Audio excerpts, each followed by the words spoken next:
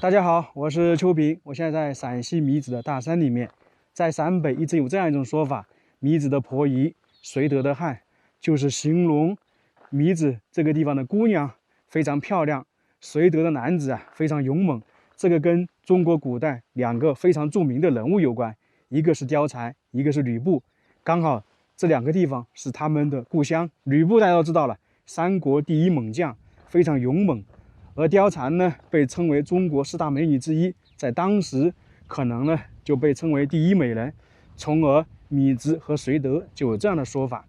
我们今天来的地方就是陕西米脂的貂蝉故里。貂蝉在这里出生，据说吕布去世之后，貂蝉呢带着大量的财宝来到老家生活，并且呢在老家去世。现在呢，我们就去貂蝉居住的地方看一看。我们现在一般形容一个女孩子漂亮，都会说沉鱼落雁、闭月羞花。其实呢，这个最早是形容中国古代四大美女的。西施的沉鱼，王昭君落雁，闭月是貂蝉，杨贵妃是羞发。她们4个人被称之为中国古代的四大美女。其实在中国历史上有没有比她们更漂亮的？肯定也有。为什么其他人排不上？这主要是因为她们4个人还代表了其他的东西。你想王昭君在那个时候有比她更漂亮的吗？有。但是为什么在两汉时期要把王昭君列为4大美女呢？因为王昭君的家国情怀。当时为了汉朝的稳定，为了国家，他去和亲，是主动提出来去和亲，这个就是说他的家国情怀。那么西施、貂蝉和杨贵妃，他们都有所代表的东西。西施的爱情，西施的家国。西施一开始呢，也是他们国家的一个普通人，后面为了国家去接受训练，去当间谍，最终呢，他在吴国灭亡起到了一些推动作用。那在这个时候，其实他也是很无奈。貂蝉就更不用讲了，貂蝉我们都知道，他呢其实也跟西施类似，也是相当于是作为一个间谍来一样的。他10岁就非常漂亮，然后被一个将军知道，把她带到当时的洛阳，被师徒王允收为义女，然后呢进行琴棋书画的培养。在那个时期啊，属于门阀士族掌控天下。王允呢把她收为义女，并不说一定就是说把她当成家人，其实在那个时候啊，也有可能把她当成一个工具，用来笼络人心的。就是打个比方说，某一个王公大臣如果看中了西施的话，王允呢真的会把她送出去。你包括后面董卓，其实就是类似这种故事啊。不过后面貂蝉跟吕布的爱情故事确实让人感动。来到陕北，看到最多的就是窑洞，不知道有没有人住啊？这些窑洞应该就是相对来说比较传统的，在陕北还能看到石磨石碾非常多啊。这一块应该是没有人居住的，这里当时应该是好几户人家呀。反正走到陕北，你窑洞随时随地都能看到。我们刚刚说石磨石碾，这里又看到了。因为在这种山区里面，黄土高原，他们种植的主要就是我们说的小麦、玉米这一些，那么必须通过这些东西来把它加工。因为在以前是没有大型的机械设备吧，在黄土高原，窑洞前面一定有这个帘子，包括很多店铺都有。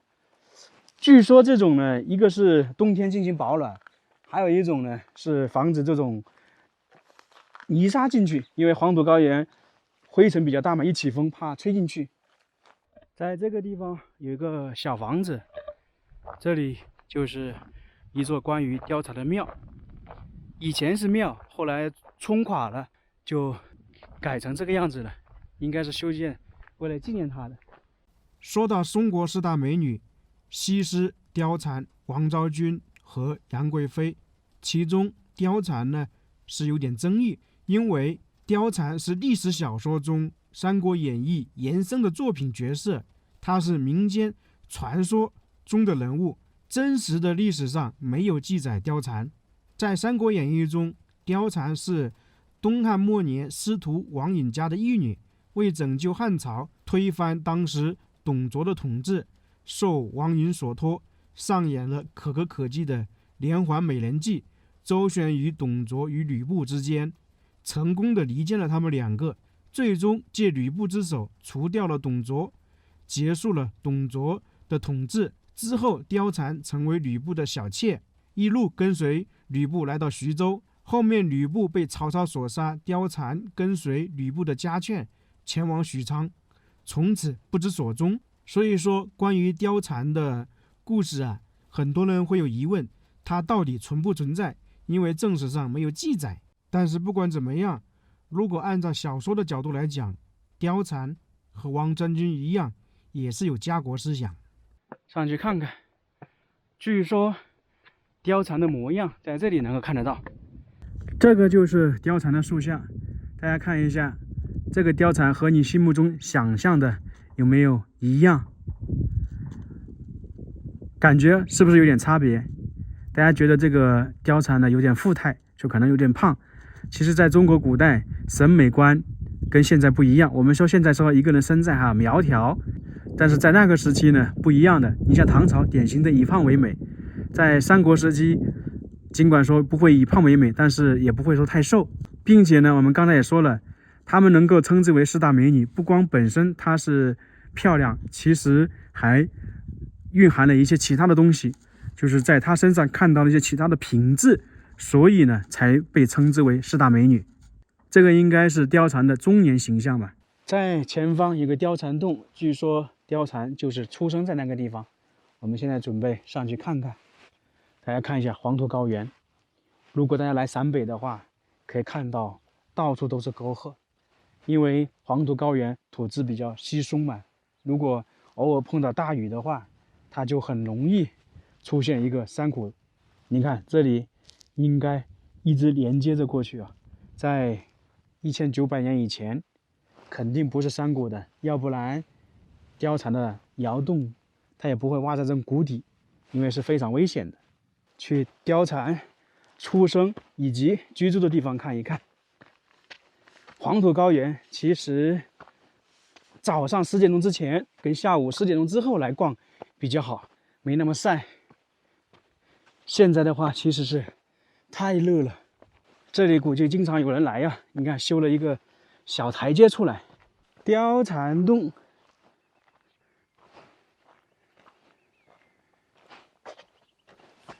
它的出生地方就在这个谷底，走过去看看，看到了，就在那个位置，窑洞。其实我有点疑问呢，貂蝉大概是1800、1900年前的，如果说1800、1900年这个窑洞就在这里，那么这么久，这里就没有变化吗？我们怀疑归怀疑呀。但是，既然说这里就是貂蝉出生的地方，那我们就说它是出生的地方了，它居住的地方。你看，这里一条水沟旁边都倒塌了，就证明只要下雨的话，这里就会越来越少。所以我们刚才的疑问还是有点，这么大的沟壑，它不可能2000年都是这个样子的。这个就是貂蝉的窑洞，我们看看。看起来不大，这里面有一个貂蝉的塑像，跟上面看到的差不多，应该是同时期建造的吧。大家看起来这个窑洞是不是很小？可能是经过历朝历代修缮才变成这个样子吧。毕竟很久没有住人，从貂蝉之后可能就没住人了。因为他如果说真的回到这里来之后，肯定是在外面建了豪宅，建了一些其他的房屋。在这种山谷里面肯定是不来居住的。听说里面的洞穴非常长，有一种说法呢，有几十公里长，这个不知道真真假假呀，反正就是这样说的。现在呢，基本是没人走进去的，因为这种窑洞经过时间太长了，可能里面呢怕有危险，就没人走进去了。从而这里也用一扇门挡住了。在当地有这样一种说法，当时貂蝉在这个窑洞出生之后，这附近的粮食寸草不生，大概3年，就相当于我们经常说的一出生就有异象。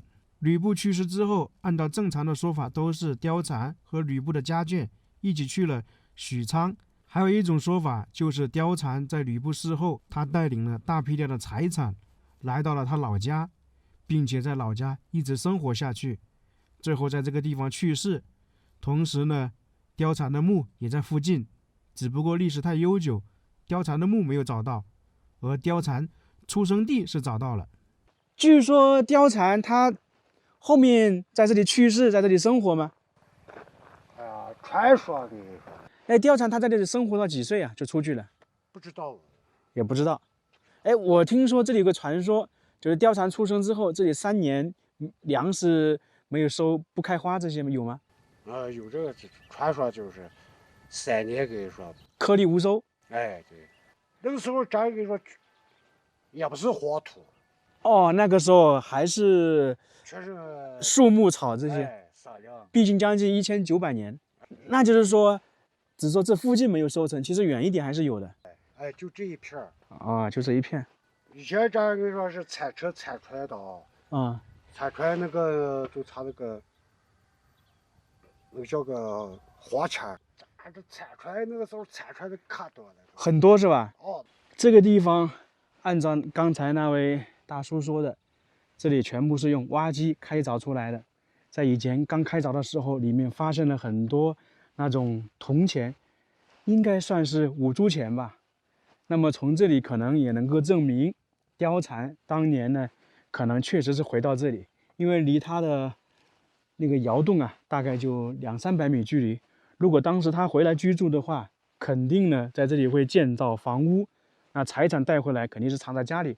当时那个时候流传的货币主要是铜钱，我们俗称的5铢钱。刚才那位大叔说，当时非常多啊，他说大家都不要这些东西，因为可能是要开垦农田，要种植东西嘛。还有一种说法就是吕布去世之后，貂蝉也跟着去世。其实算起来，貂蝉的一生跟西施的一生非常相像。正因为这样，可能他们2个人才被评为中国古代的4大美女。